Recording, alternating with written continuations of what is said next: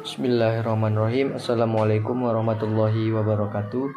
Izin memperkenalkan diri, nama saya Renggi Suryadinata, NPM 2021020227. Di sini saya akan menjelaskan materi tentang prinsip-prinsip maqasid syariah dengan mata kuliah Filsafat Hukum Islam dan dengan dosen pengampu Bapak Herpin Pradipta MHI. Prinsip-prinsip maqasid syariah. Maqasid al-syariah secara bahasa, maqasid al-syariah terdiri dari dua kata, yaitu maqasid yang artinya kesengajaan atau tujuan dan syariat artinya jalan menuju sumber air.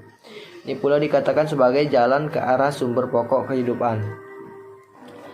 Adapun tujuan maqasid adalah untuk kemaslahatan manusia. Kemaslahatan dapat terrealisasikan dengan baik jika 5 pokok dapat diwujudkan dan dipelihara, yaitu yang pertama agama, jiwa, keturunan, akal, dan yang terakhir harta. Tujuan syar'i dalam mensyariatkan ketentuan-ketentuan hukum kepada orang-orang mukallaf adalah dalam upaya mewujudkan kebaikan-kebaikan bagi kehidupan mereka, baik melalui ketentuan-ketentuan yang daruri, haji, dan tahsini. Satibi berpandangan bahwa tujuan utama dari syariah adalah untuk menjaga dan memperjuangkan 3 kategori hukum. Tujuan dari 3 kategori tersebut adalah untuk memastikan bahwa kemaslahatan kaum muslimin baik di dunia maupun di akhirat terwujud dengan cara yang terbaik karena Tuhan berbuat demi kebaikan hambanya. Kemaslahatan yang ingin diselesaikan adalah yang memiliki syarat seperti berikut. Yang pertama, masalah itu harus real atau berdasarkan prediksi yang kuat dan bukan khayalan. Yang kedua, maslahat yang ingin diwujudkan harus benar-benar dapat diterima akal. Yang ketiga, harus sesuai dengan tujuan syariat secara umum dan tidak bertentangan dengan prinsip umum syariat. Yang keempat, mendukung realisasi masyarakat daruriyat atau menghilangkan kesulitan yang berat dalam beragama. Adapun manfaat mempelajari maqasid asy-syariah ialah sebagai berikut. Yang pertama, mengungkapkan tujuan, alasan, dan hikmah tasyri' baik yang umum maupun khusus. Yang kedua, menegaskan karakteristik Islam yang sesuai dengan tiap zaman. Yang ketiga, membantu ulama berijtihad dalam bingkai tujuan syariat Islam. Yang keempat, mempersempit perselisihan dan tashhub di antara pengikut mazhab fikih. Pelengkap maqasid asy-syariah. Yang pertama, ada pelengkap maqasid ad-daruriyat. Ketika Tuhan mensyariatkan sholat untuk menegakkan dan memelihara unsur agama, syar'i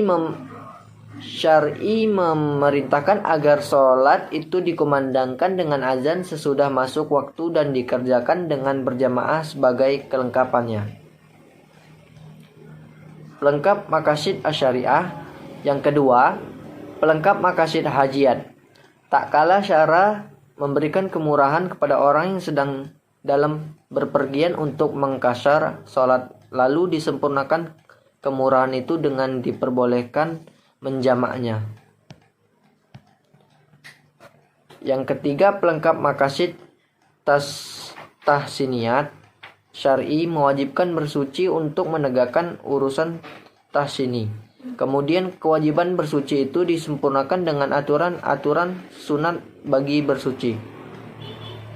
Tak kalah syar'i mensunatkan menyembelih hewan kurban, disempurnakan perintah itu agar binatang yang dikurban dipilih dari binatang yang tidak cacat.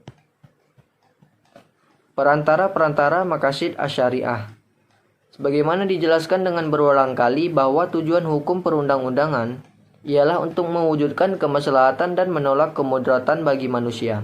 Maksud tersebut dapat terwujud karena perintah dan kewajiban syariat dilaksanakan dengan sebaik-baiknya dan dijauhi segala larangannya.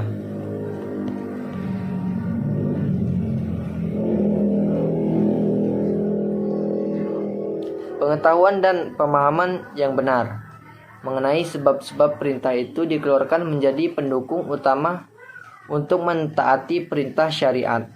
Karena sebab-sebab syariat dikeluarkan selalu mengikuti status hukum musababnya. Artinya, jika status hukum musababnya adalah wajib, maka wajib pula hukum sebab yang terjadi perantaranya. Tak ada bedanya dengan perintah-perintah syariat, larangan-larangannya dan mempunyai perantara-perantara yang mengantar pada perbuatan itu terlarang. Tidak logis apabila suatu perbuatan itu dilarang, sedang perantaranya diperbolehkan. Oleh karena itu, perantara atau wasilah dari suatu larangan yang kuat seharusnya mengikuti status hukum yang diperantarai, yakni terlarang juga. Berdasarkan ketentuan tersebut muncullah dua kaidah yang penting, yakni yang pertama, sesuatu yang menjadikan kewajiban sempurna karena wajib adanya. Yang kedua, menutup jalan menuju ke perbuatan terlarang. Itulah materi yang dapat saya sampaikan, lebih dan kurangnya tolong dimaafkan dan kepada Allah saya mohon ampun. Wabillahi taufiq wal hidayah. Wassalamualaikum warahmatullahi wabarakatuh.